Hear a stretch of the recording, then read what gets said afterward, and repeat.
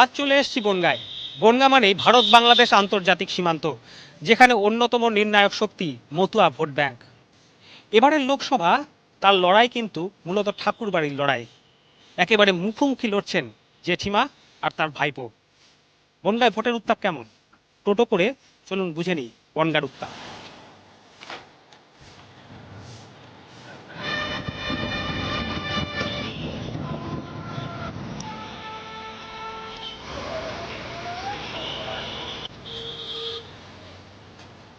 আমরা একটু এসেছিলাম আপনাদের সঙ্গে কথা বলার জন্য আর কি, একটু বসি আপনাদের সঙ্গে।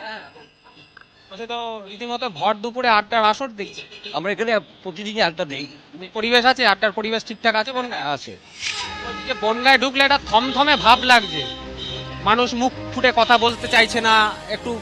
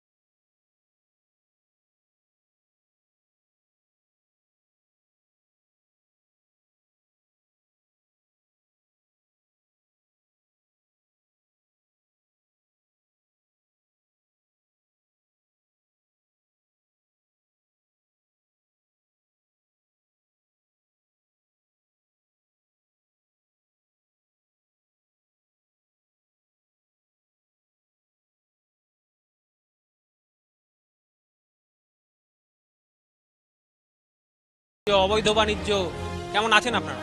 বৈদেশিক বাণিজ্যের উপরে আমরা নির্ভরশীল, কিন্তু বর্তমানে এই জিএসটি হওয়ার পর আমাদের এখানে বৈদেশিক বাণিজ্যের হাল খুবই খারাপ। চোরাচালান বন্ধ হলো কি?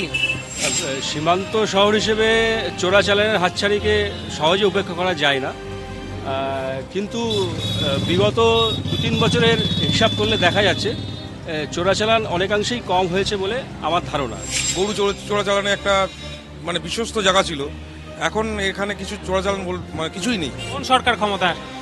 মমতা ব্যানার্জি আসার পর 2011 পর থেকে এটা মোটামুটি বন্ধ হয়ে যাওয়া গেছে। বনগাঁর জ্বলন্ত সমস্যা যদি বলি, কোনগুলো এই মুহূর্তে আপনাদের যে ক্রাইসিসগুলো মেটানো দরকার বলে মনে হচ্ছে, যিনি সাংসদ হবেন তার এই বিষয়গুলোতে নজর দেওয়া উচিত অবিলম্বে? বনগাঁর ক্ষেত্রে কি কি বলবেন? প্রথম আমাদের রাস্তা, তারপর রাস্তা মানে যশোর রোড সম্প্রসারণ। রোড সম্প্রসারণ।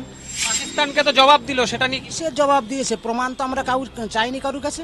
আমরা প্রমাণ চাইনি যে ওখানে কতগুলো মোবাইল গেছে, কতগুলো কি গেছে, যেহেতু ওদের উনি কি বলছেন, ওনার নাম অমিত শাহ, টোটালটা সাজানো গোটা পিস গেম, যেটা পাকিস্তানের প্রধানমন্ত্রী ইজ গট আপ গেম। বিজেপির একটা চোরা স্রোত চলছে এবং বিজেপি কমসে কম 1.5 লাখ ভোটে জিতবে বনগাঁ লোকসভা। কি করে বলছেন এ কথা? তৃণমূল যে অত্যাচার শুরু করেছে, যেইভাবে থ্রেট, মানুষ ঘর থেকে আজকে বেরোতে পারছে না, আজকে একটা স্বাধীনভাবে কথা বলতে পারছে না, কথা বললে তাকে পিটানো শুরু হয়ে যায়। বনগাঁয় কি হবে? এখনো দিদির হাওয়া না মোদির হাওয়া? দেখেন, বনগাঁ হওয়া জনগণের উপরে নির্ভর করতে হবে।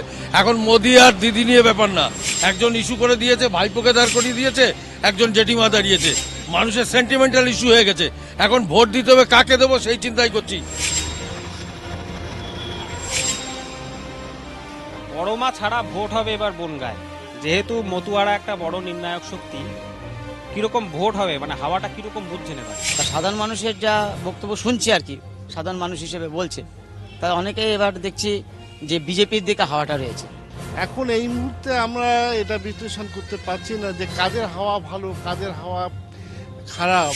1947 সাল 15ই আগস্ট ভারতবর্ষ স্বাধীন হওয়ার পরে এই ব্যাপক উন্নয়ন আমাদের চোখে কখনো কোনোদিন আসেনি। কিন্তু একটা জিনিস বলুন, সাংসদের কোটার টাকা কি খরচা হলো? কাগজে যা দেখেছি, কাগজ ছাড়া তো কিছু বলা যায় না, তাদের বিভিন্ন খাতে খরচ করেছে আর কি। কাকিমা এবং ভাইপোর নিজেদের মধ্যে লড়াই বনগাঁকে কি ভাগ করে দিল আড়াআড়ি ভাবে? আমি যেটা মনে করি যে ধর্মীয় ক্ষেত্রে কোনো রাজনীতি ঢোকা উচিত নয়, যে পার্টি হোক না কেন আর কি। এবং ধর্মের ক্ষেত্রে রাজনীতি কেন যাবে আর কি? দীর্ঘদিন ধরে তো এই ধর্মীয় জায়গাকেই আপনারা জিতিয়েছেন। আমি এই জায়গাটাকে কখনোই পছন্দ করি না, যে যে ঠাকুর বাড়ি থেকে কেন প্রার্থী করতে হবে, শুধু কি ভোট নেওয়ার জন্য? ঝাঁ চকচকে রাস্তা সমস্ত কিছু, কিন্তু আখেরে কাজের কাজ কতটা হলো? যেটা দীর্ঘদিনের একটা আমাদের বনগাঁবাসীর সমস্যা, এই অঞ্চলের মহকুমারও সমস্যা বটে, সেটা হচ্ছে ইছামতির সংস্করণ। তাতে আমরা দেখেছি বিভিন্ন দল যারা ভোটে জেতার জন্য ভোট প্রাককালে ইছামতির সংস্করণ করবার জন্য চেষ্টা করেছেন বা কয়েকটা ছবি তুলেছেন, হ্যাঁ, কিন্তু সেইটা হয়নি। যদি ওইটা সংস্কার হতো তাহলে কিন্তু বৃহৎ মানুষ উপকৃত হতো, সেটা হয়নি। বামেদের কি অবস্থা? বামেদের অবস্থা, আর বামেদের যে ভোটটা পেয়েছে সেই ভোটটা যদি ধরে রাখে আর তাহলে সেক্ষেত্রে বলা যেতে পারে তৃণমূলের লাভ হবে, কারণ বামেদের ভোটটা তো বিজেপিতে।